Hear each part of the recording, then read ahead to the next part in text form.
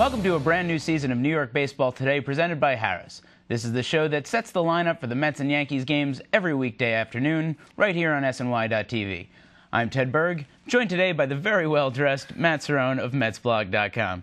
Matt, did you know what I was going to be wearing today? Or? No, it was all psychic. So what's going on? Let's start off with who's on the mound. Well, the Mets are going to have Mike Pelfrey on the mound tonight. They're going against Edinson Volquez, who actually had a great year last year. Both of these pitchers actually are going to be looking to continue what they had last season. I'm looking forward to it. And tonight in Baltimore, the Yankees see the return to active duty of Chien-Ming Wang, who goes against Koji Uehara, pitcher making his major league debut after coming over from Japan. Now, both of these matchups feature pitchers who look to get a lot of ground balls, which brings us to our stat of the day, which is ground ball percentage. Now, last year, Pelfrey finished with a 49.6% ground ball rate, meaning he relied very heavily on ground balls, and Chien-Ming Wang, actually, if he would have qualified, would have had the highest ground ball rate in the American League with 55%. He's traditionally been a very, very heavy ground ball guy. Right, and, obviously their infield defense is going to be important. With Robinson Cano last year, I think people overvalued, actually, his defense at times, thought he was going to be better than he was. He wasn't really that great. Jeter, obviously, he's slowing down. Who knows, when A-Rod even comes back, but tonight with Cody Ransom, so...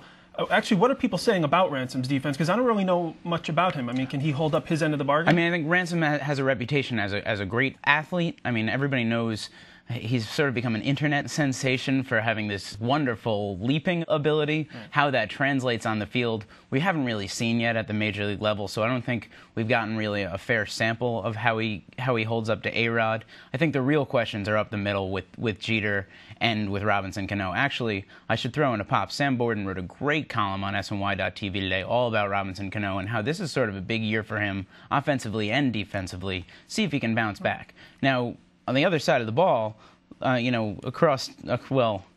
in Cincinnati, not across town, the Mets have a second baseman who there are a lot of questions about, too.